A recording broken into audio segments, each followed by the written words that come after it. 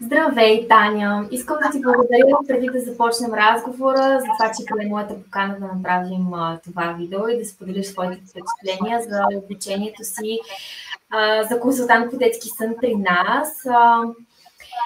Как си ти? Здравей, благодаря и аз за поканата. Добре съм, вече приключи обучението.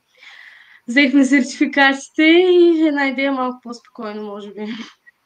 И сега се отдаваш на заслужена почивка, задължително. Да, първият седмица на ски беше. Завиждам ти. Добре, искам сега да ти задам няколко въпроса. Ти как взе решението, че ще ставаш консултант по детски сън? Откъде ти дойде тази идея изобщо? Малко преди да стана родител, се запознах с професията консултант по детски сън, тъй като има голямо желание да изградя добър режим на детето ми още от самото начало и да спим всички и да имаме едно що-горе нормално ежедневие, въпреки появата на детето. Започнах да чета малко повече от информацията, която ти споделяш, курсовете, които имаш. Така тази тема ми стана доста интересна и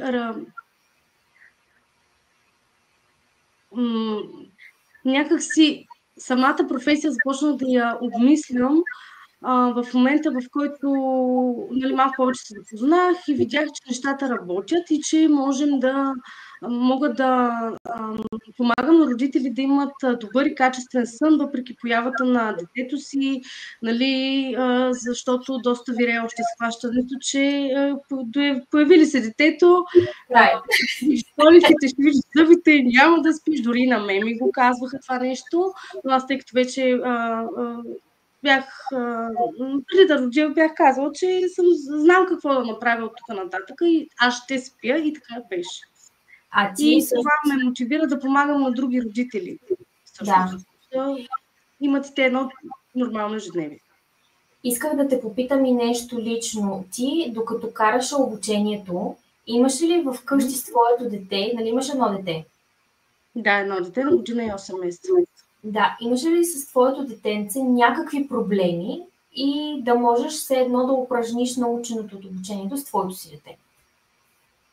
Тъй като той по време на обучението беше на година и 4 месеца, общо взето вече му бях изградила един добър режим, бях го научила да се спива самостоятелно, но това, с което приложих вече му беше дошло време да махам биберон. И по време на това наученото в обучението го приложих и като в ежедневието ни и махнахме биберона по този начин. Просто преди това бях направила всичко, което прилагате в курсовете. Супер! Това е доста голяма промяна за всяка жена и си е голям зор на моменти. Така че това не е никак малко. Може всичко друго да си била оправила с другите знания, които си получила преди това, но вече махането на бибата си е сериозна предизвикателство. Тук, ако трябва да вметна, малко като го махах, малко развалихме самостоятелното заспиване и после.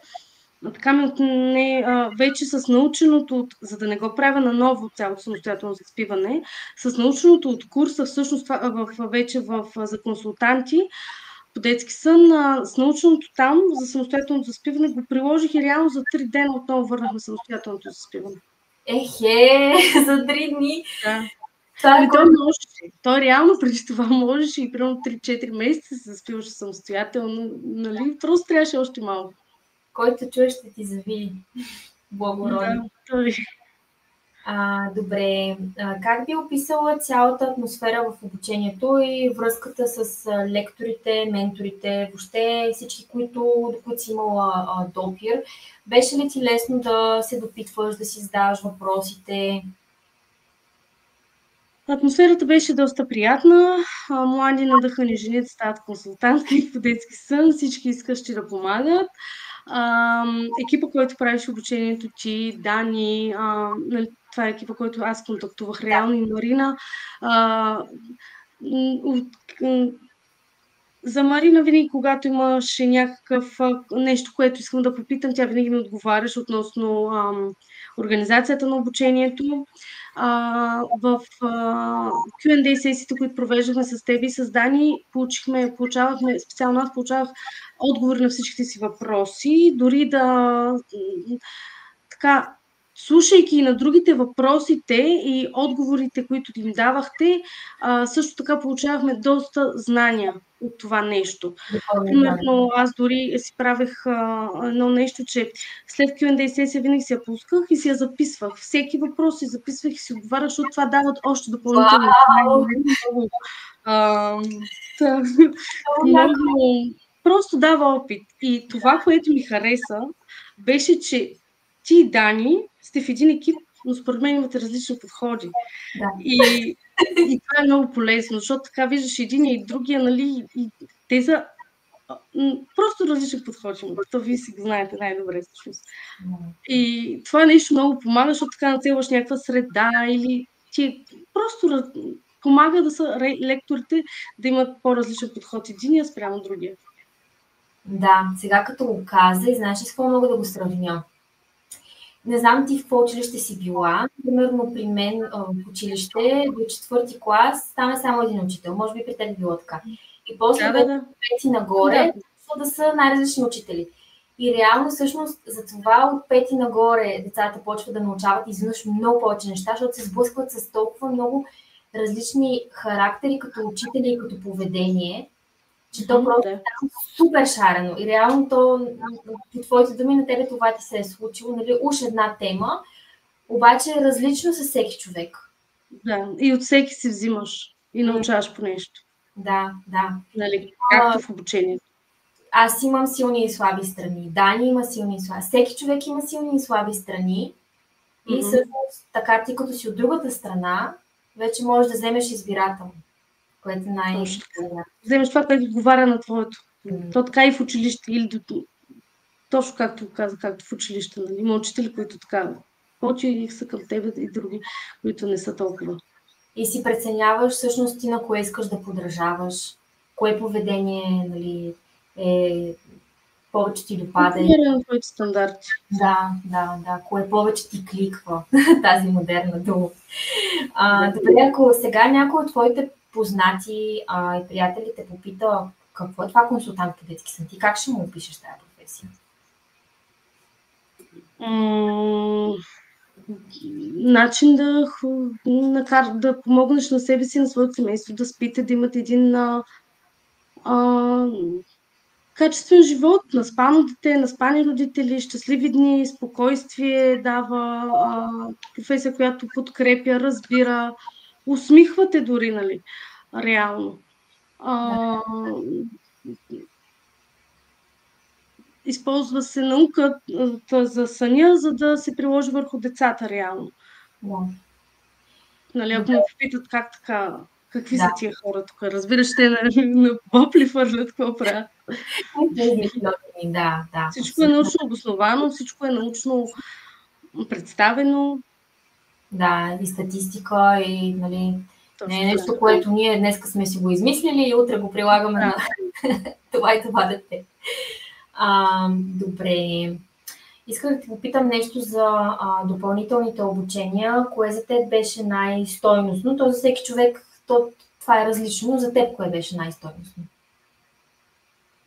За психологията на майката, като цяло 2 за психологията на майката и за обучението за границите при децата. Границите при децата, да. Защо тези 2? Това са много важни теми според мен. Нали?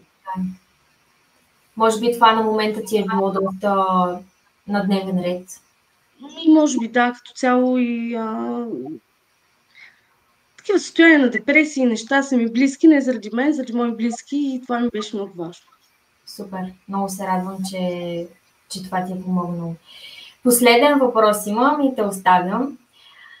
Ако някой в момента гледа това видео или по принцип, нали, за хората, които се чудят дали да направят тази крачка за себе си, хората, които... То всеки, нали, има някакви страхове, особено когато трябва да направиш такава сериозна крачка, нали, инвестиция, времето ти, парите ти, 6 месеца малко ли са, нали? да отделиш. Ако някой се чуди дали да го направи или да не го прави, ти какво би му казала? Какво би го посъветвала? Ще му кажа това, което аз направих, преди да си събмитна формата. Да се запита дали утре няма да съжалява, че не се е записал. И да не мисли, и ако ще съжалява да се записва, и да не мисли за цялостната картина, как ще се реализира в Инстаграм, в Фейсбук, в сайт ли ще спре, защото това е много голямата картина. Големия успех идва, когато всичко е с малки стъпки. Нали? Защото в цялото се губиме, ако го мислиме. Мислим на малки крачки и тогава нещата се получават. Аз не съм по принцип човек, който в началото, като се записвах, нали, си казвам, как ще се показвам? Аз принцип доста стеснително, обаче сега се записах на едно обучение за развитие на маркетинг, Инстаграм, всичко. Нали, какво ми ще стане, Таня? Какво това? Просто да, ако се замислят, дали ще съжаляват, ако им кажат мисълта, да, ти ще съжаляваш, значи да се записват. И да не мислят за цялостната картина. Малки стъпки. Това, което каза, е много важно, защото ако ти тръгваш да влизаш в някаква нова професия и първата ти мисъл е, аз ще имам ли клиенти, със сигурност това ще те откаже, защото те клиентите са доста по-напред във времето. Ти преди да стигнеш до клиенти, да ги търсиш, нали, да ги печелиш, ти преди това трябва да свършиш много друга работа. И заради това много ми харесва това, което каза, че не ти е фокуса голямата картина. Фокусът ти е първата стъпка, после да си начертаеш втората стъпка, после третата стъпка. Ти, между другото, не успя да дойдеш на срещата ни на живо. Да, но съжалявам.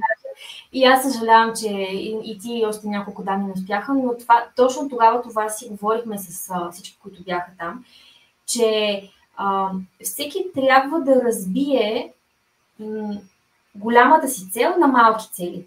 И всеки трябва да си подреди приоритетите. Защото не може днес да завършиш и утре да очакваш да имаш 10 000 последователи, да имаш стотици клиенти на опашка. Това не става така. Но за да стигнеш, това е възможно за всеки, защото деца се раждат всеки ден. И работа има за всеки. Но за да стигнеш до там, ти трябва просто да си начертаеш своя път и да правиш всеки ден по нещо, за да извървиш този път. Нали? На никой не му идва на готово всичко това, което... Да, то това е като в живота, нали, завършвайки едно образование, една професия, ти никога не отиваш и не ти дава 10 000 лева заплата сега от тук и разбираш, че ще командваш. Това са някакви мечти, които никога не се случват. Всеки ти е тръгнал от ниското стъпало и лека по лека се издигаш, нали, то тогава ти е най-сладко. Да, на мен много ми се искаше така след университета да отида някъде, да почна работа и да ми дават едни пари, които да ми стигат за всичко, обаче го нямаше това. Почваш там на едни 800 лева, така беше. Да. Вършиш най-гадната работа и всеки те гледа лошо. Да. Ами да, и тук е така, просто по по-различен начин. Благодаря ти, Таня, за всичко, което сподели. На теб ти пожелавам най-искрено успех. Искам да видя и теб и всички останали, че се развивате и работите по въпроса. Нали, както каза ти, бавно, постепенно, колкото време отнеме толкова. И разбира се, продължаваме да поддържаме връзка и за напред.